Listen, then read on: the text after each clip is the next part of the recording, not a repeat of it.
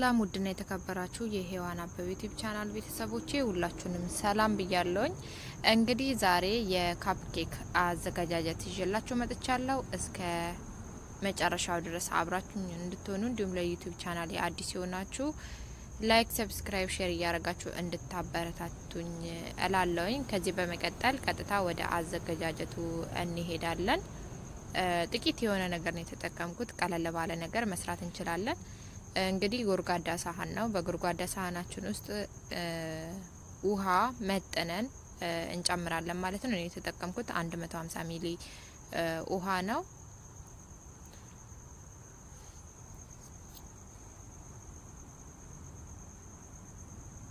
ከዚህ በመቀጠል እንግዲህ ይህንን ለማዘጋጀት የተጠቀምኩት ተደባልቆ ተዘጋጅቶ ያለ ፓውደር ዱቄት ነው ማለት ነው።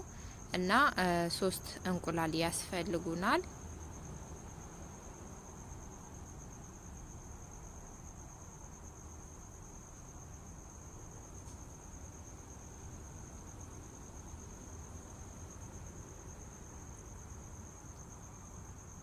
ሁሉንም አንድ ጊዜ ነው የማደባልቀው። ውሃዬን ጨምሬ አዘጋጅቻለሁ። እንዲሁም ደግሞ ዘይት ያስፈልገናል። ዘይት 120 ሚሊ ዘይት ያስፈልገናል። እሱን ጨምሬ ያለው ማለት ነው። ከዚህ በመቀጠል ፓውደሩ ነው የምጨምረው። እላው ላይ ተጽፎ ሁሉም ነገር ስላለ ያንን ፎሎ ማድረግ ነው። ነገር ግን እኔ ከውጪ ላይ የራሴን ዲኮር የማደርግበትን ተጠቅሜ ያለው ልጆች የሚወዱትን ማለት ነው። እናንተም ቤት ውስጥ ልጆቻችሁ የሚወዱትን መጠቀም ትችላላችሁ። እንዲሁም ደግሞ ያው ለራሳችሁም የሚመቻችሁ ማለት ነው። ይሄ ስሙዝ እስኪሆን ድረስ በደንብ አዋህጄ መተዋለሁ።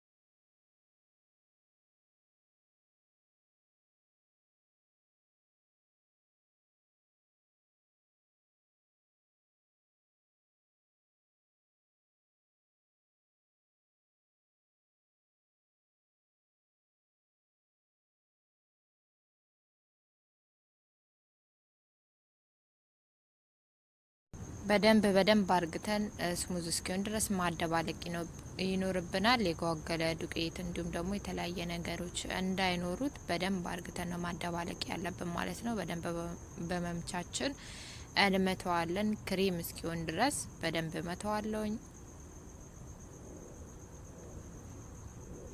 እንደምታዩት እንግዲህ ተደባልቋል። ትንሽ ነው የቀረው። በደንብ ካደባለኩ በኋላ ከዚህ በመቀጠል ኦቨናችንን መክፈታችንን እንዳንረሳ። እኔ ቀድሜ ስለከፈትኩ ነው። በ180 ዲግሪ ማለት ነው። በ180 ዲግሪ 40 ደቂቃ ነው የማቆየው ኦቨን ውስጥ። ግን አስቀድመን ያው ማሞቅ አለብን። እኔ ከፍቼዋለሁኝ።